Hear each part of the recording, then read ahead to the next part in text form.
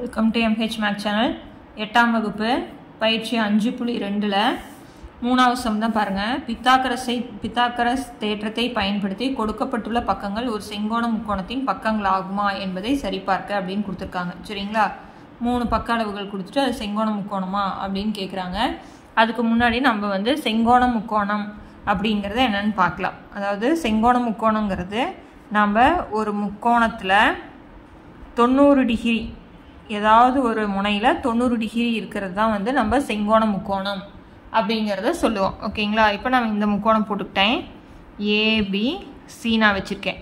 சரிங்களா, இப்போ எப்பயுமே இது நல்லா தெரிஞ்சுக்கணும். அடுத்தது 9th 10th எல்லாத்துலேயுமே இந்த செங்கோண முக்கோணங்கிறது கண்டிப்பாக வந்துக்கிட்டே தான் இருக்கும். அதனால் இது நல்லா தெரிஞ்சுக்கோங்க. இப்போ பாருங்கள், செங்கோண முக்கோணத்தில் நம்மளுக்கு 90 டிகிரி இருக்குது பார்த்தீங்களா. இந்த 90 டிகிரிக்கு எதிர்த்தாப்பில் இருக்கிறது பேர் கர்ணம். 90 டிகிரிக்கு எதிர்த்தாப்பில் இருக்கிறது பேர் கர்ணம். இது நல்லா தெரிஞ்சுக்கணும். புரியுதுங்களா சொல்கிறது? அதாவது செங்கோண முக்கோணத்தில் மட்டும்தான் கர்ணம் இருக்கும், மீதி எந்த முக்கோணத்துலேயும் நம்மளுக்கு கர்ணம் இருக்காது. ஸோ 90 டிகிரிக்கு எதிர்த்தாப்பில் இருக்கிறது தான் நம்மளுக்கு கர்ணம். இந்த செங்கோண முக்கோணம் இப்படி தான் இருக்குமா அப்படின்னா இந்த மாதிரியும் இருக்கும். அதாவது 90 டிகிரி இங்கேயும் இருக்கும். அதே மாதிரி இந்த குறி போட்டிருந்தாலே அது செங்கோண முக்கோணம் அர்த்தம். ஓகேங்களா, அப்படின்னா இதுக்கு எதிர்த்தாப்பில் இருக்கிறது தான் நம்மளுக்கு கர்ணம். ஒரு முக்கோணத்தில் எந்த 3 பக்க அளவுகளில் எது பெருசாக இருக்கும் அப்படின்னா ஒரு செங்கோண முக்கோணத்தில். ஓகேங்களா, கர்ணம் தான் இருக்கிறதுலே பெரிய அளவாக இருக்கும். ஓகேங்களா, பித்தாகரஸ் தேற்றம் அப்படிங்கிறது என்னென்னு பார்க்கலாம். ஒரு செங்கோண முக்கோணத்தில் கர்ணத்தின் வர்க்கம், வர்க்கம் அப்படிங்கிறதுனா 2 தடவை பெருக்கணும்னு அர்த்தம். கர்ணத்தின் வர்க்கம் மற்ற இரு பக்கங்களின் வர்க்கங்களின் கூடுதலுக்கு சமம். இப்போ நான் இந்த முக்கோணத்தை எடுத்துக்கிறேன். இதில் கர்ணத்தின் வர்க்கம் அப்படின்னா பிசின்னு எழுதலாங்களா. கர்ணங்கிறது பிசி, அதனுடைய வர்க்கம் அப்படின்னா ஸ்கொயர். ஓகேங்களா, கர்ணத்தின் வர்க்கம் மற்ற இரு பக்கம் எது? AB AC. மற்ற இரு பக்கம் எது? AB AC. ஓகேங்களா, ஒரு செங்கோண முக்கோணத்தில் கர்ணத்தின் வர்க்கம் மற்ற இரு பக்கங்களின் வர்க்கங்களின், 2னுடைய வர்க்கங்களின் கூடுதலுக்கு எப்படி இருக்கும்? சமமாக இருக்கும் அப்படிங்கிறது தான். சரிங்களா, 9த்லேயும் வரும் 10த்லேயும் வரும். 10த்தில் நம்ம தேற்றமாகவே 5 மார்க் கொஷினில் பார்ப்போம். புரியுதுங்களா, ஒரு செங்கோண முக்கோணத்தில் கர்ணத்தின் வர்க்கம் மற்ற இரு பக்கங்களின் வர்க்கங்களின் கூடுதலுக்கு சமம். இது நல்லா தெரிஞ்சுக்கணும். இதை வச்சு தான் நம்ம கணக்கு போட போகிறோம். இதில் ஃபஸ்ட்டு கணக்கு நம்மளுக்கு என்ன கொடுத்துருக்குறாங்க? அளவுகள் 8, 15, 17 கொடுத்துருக்குறாங்க. இந்த 3 அளவுகள் வந்தால் அது ஒரு செங்கோண முக்கோணத்தை அமைக்குமா அப்படின்னு கேட்டிருக்கிறாங்க. ஓகேங்களா, இப்போ நம்ம இந்த முக்கோணத்தையே எடுத்துக்குவோம். இதில் நான் என்ன சொல்லியிருக்கேன்? இதில் பெரிய அளவு தான் கர்ணம். அப்படின்னா இதில் பெரிய அளவு நம்ம வச்சுக்கலாம் 17, இன்னொரு பக்கம் 8, இன்னொரு பக்கம் 15. இப்போ முக்கோணம் இந்த முக்கோணத்தையே வச்சுக்கலாம். ஓகேங்களா, அப்படின்னா முக்கோணம் செங்கோண முக்கோணம், செங்கோண முக்கோணம் ஏபிசியில் எப்படி எழுதலாம்? BC square equal to AB square plus AC square நம்ம ஃபார்முலா எழுதிக்கிறோம். ஓகேங்களா, இப்போ பிசியினோட அளவு 17, 17 ஸ்கொயர் பண்ணுறோம். ஏபியை ஸ்கொயர் பண்ணுறோம், எவ்வளவு? 8 ஸ்கொயர். ஏசியை ஸ்கொயர் பண்ணுறோம், 15 ஸ்கொயர். ஓகேங்களா, இப்போ 17 2 தடவை பெருக்கணும். 17 2 தடவை பெருக்கி பாருங்கள். 7 7 49, மீதி 4, 1 7 7, 7 4ஐயும் கூட்டினோம்னா 11, 1 7 7, 1 1, அப்படின்னா 289. ஓகேங்களா, இப்போ 8 2 தடவை பெருக்கணும்னா என்ன வரும்? 8 8 64. இப்போ 15 2 தடவை பெருக்கிறோம், 15 15 எத்தனைன்னு பார்க்குறோம். இப்படி இருந்தால் நம்ம பெருக்கிறது ஈஸி. ரெண்டுமே 5ஆக முடிஞ்சுன்னா 5 5 25 போட்டுக்கிறோம். 1க்கு அடுத்த நம்பர் என்னது? 2. இதை பெருக்கிக்கோங்க. 2 2, அப்படின்னா 225.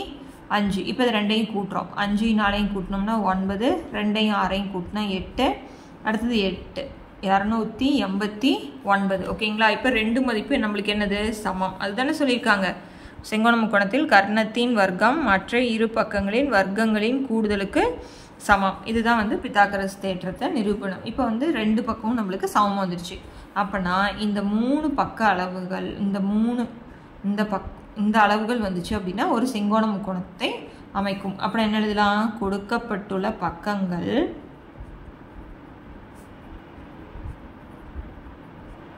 கொடுக்கப்பட்டுள்ள பக்கங்கள்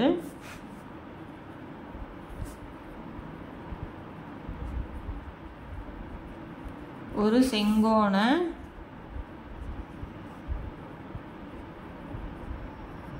முக்கோணத்தின் பக்கங்கள் ஆகும் அப்படின்னு எழுதிடலாங்க. புரியுதுங்களா? அவ்வளோதான் சம். அடுத்து இந்த 2-3 சம் இருக்குது, அது போட்டோம்னா உங்களுக்கு இன்னும் ஈஸியாக புரிஞ்சிடும். அடுத்தது செகண்ட் சம் வந்து 12, 13, 15. ஓகேங்களா? இப்போ நீங்கள் முக்கோணம் போடணுமா அப்படின்னா நீங்கள் போட்டுக்கிட்டிங்கன்னா உங்களுக்கு கொஞ்சம் ஈஸியாக இருக்கும். இது 90 டிகிரி. இந்த ஏபிசி நீங்கள் எப்படி வேணாலும் போட்டுக்கலாம், அது ஒன்றும் பிரச்சனை இல்லை. முடிஞ்ச வரைக்கும் ஆன்டி கிளாக் வைஸ் போட்டுக்கலாம். இப்போ இதில் பெரிய அளவு எது? 15, மீதி 12, 13. ஓகேங்களா? இப்படி எப்படி எழுதலாம்? செங்கோண முக்கோணம் ஏபிசியில் பித்தாகரஸ் தேற்றப்படி எழுதுகிறோம். எப்படி எழுதலாம்? AC square equal to. ஓகேங்களா? நான் போன சம்மில் மாற்றிருக்கேன், உங்களுக்கு எப்படி விருப்பமோ அது எழுதிக்கலாம். இப்போ கர்ணம் எது நம்மளுக்கு? ஏசி தானே. அடுத்தது மீதி 2 என்னது? A B B C. அப்படின்னா A B square plus B C square. ஓகேங்களா? இப்போ அதை எப்படி எழுதிக்கலாம்? ஏசி எவ்வளவு? 15 ஸ்கொயர். ஏபி எவ்வளவு? 12 ஸ்கொயர். பிசி எவ்வளவு? 13 ஸ்கொயர். இப்போ 15 15 என்னன்னு போட்டோம்? 225. 12 12 எத்தனை? 144. 13 13 எத்தனை? 169. இப்போ கூட்டுங்க. 9 4 கூட்டினா 13, மீதி 1. 6 4 கூட்டினா 10, 11, மீதி 1, 3. 313. இந்த பக்கம் 225 வருது. அப்படின்னா இது ரெண்டும் நம்மளுக்கு சமம் இல்லை. அப்படின்னா என்ன எழுதணும்? கொடுக்கப்பட்டுள்ள பக்கங்கள்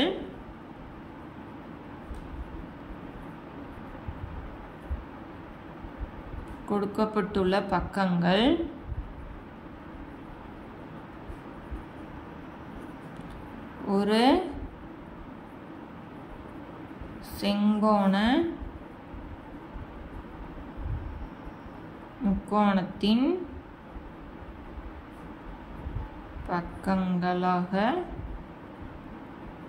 பக்கங்களாக அமையாது. ஓகேங்களா? அவ்வளோதான், வேறு எதுவும் இல்லை. அடுத்தது 3வது சம் பாருங்கள். 3வது கொஸ்டின் 30, 40, 50 கொடுத்துருக்குறாங்க. ஓகேங்களா? அதே மாதிரி நான் போட்டுக்கிறேன். ஏபிசி கொடுத்துருக்கேன். ஓகேங்களா? இப்போ பாருங்கள், ஏபிசின்னா படம் போட்டுட்டேன். இப்போ படத்தை வச்சு இது வந்து 90 டிகிரியா? இப்போ கர்ணம் வந்து இது. இப்போ கர்ணம் தானே பெருசு. இது 3 அளவில் பெருசு எது? 50. இங்கே 40, இங்கே 30. இந்த மற்ற 2 பக்கங்கள் எப்படி வேணாலும் எழுதிக்கலாம். 40 இங்கே எழுதலாம், 30 இங்கே எது வேணாலும் எழுதிக்கலாம். இப்போ நம்ம என்ன எழுதலாம்? செங்கோண முக்கோணம் ஏபிசியில். ஓகேங்களா? இப்போ எது கர்ணம்? B C. B C square equal to என்ன எழுதலாம்? A B square plus AC square. இப்போ இந்த கணக்கில் வந்து B C square equal to AB square plus AC square எழுதியிருக்கீங்க. இந்த கணக்கில் வந்து A C square equal to AB square plus B C square எழுதியிருக்கீங்க. அப்படி எழுதலாமா அப்படின்னு கேட்டால் எழுதலாம். இப்போ நீங்கள் வந்து ஏபிசிக்கு பதிலாக பிக்யூஆர்னு கூட முக்கோணத்துக்கு பேர் கொடுத்துக்கலாம். ஆனால் வந்து கரெக்டாக கர்ணத்தின் வர்க்கம் மற்ற இரு பக்கங்களின் வர்க்கங்களின் கூடுதலுக்கு சமம் அப்படிங்கிறத கரெக்டாக எழுதினா போதும். ஓகேங்களா? பாருங்க, நம்ம வந்து பிசி வந்து எவ்வளோ எடுத்திருக்கோம்? 50 ஸ்கொயர். ஏபி எவ்வளவு? 40 ஸ்கொயர். ஏசி வந்து 30 ஸ்கொயர். 50 ஸ்கொயர் பண்ணணும் அப்படின்னா 50 × 50. இதில் பாருங்கள் 2 0 அப்படியே போட்டுக்கலாம். 5 2 தடவை பெருக்கணும். அப்படின்னா 5 5 25 போட்டாச்சு. அதே மாதிரி 2 0 போட்டுக்கிறேன். 4 2 தடவை பெருக்கினா 4 4 16 போட்டுட்டேன். ஓகேங்களா? அதே மாதிரி 2 0 போட்டுக்கிறேன். 3 9. இப்போ இதை கூட்டினா 0 0 போட்டுக்கிறேன். 16ஓட 9 கூட்டினா 25. அப்படின்னா 2500. ரெண்டுமே ஒரே மதிப்பாக வருது. ஓகேங்களா? அப்படின்னா எழுதலாம். கொடுக்கப்பட்டுள்ள பக்கங்கள் ஒரு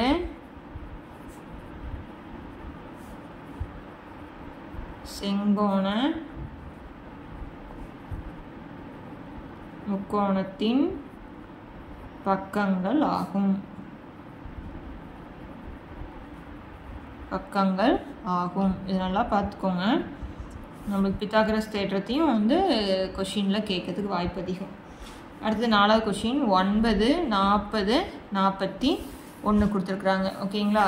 இப்போ அதே மாதிரி நம்ம முக்கோணம் போட்டுக்கிறோம். ABC இதில் 90 டிகிரி.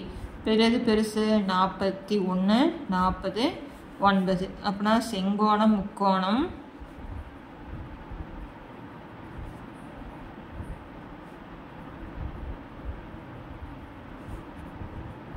ABC என்ன எழுதலாம்? BC square equal to AB square plus AC square. இப்போ BC எவ்வளவு? 41 ஸ்கொயர் ஈக்குவல் டு AB வந்து 40 ஸ்கொயர் 9 ஸ்கொயர். இப்போ 41 2 தடவை பெருக்குறீங்க. 41 இன்ட்டு 41 ஒரு 1 1 ஒரு 4 4. அடுத்தது 4 1 4 4 4 16 1 8 6 1. ஓகேங்களா? இப்போ நான் 1681 வந்துருச்சு. அடுத்தது 40ங்கும் போது 2 ஜீரோவுக்கு அப்படியே போட்டுக்கலாம். 4 4 16 போட்டுட்டேன். 9 2 தடவை பெருக்குனா 9 9 81 கூட்டினா 1681. அப்படின்னா 2 மதிப்புமே நம்மளுக்கு 1 வந்திருக்கு. அப்புறம் என்ன எழுதிடலாம்? கொடுக்கப்பட்டுள்ள பக்கங்கள்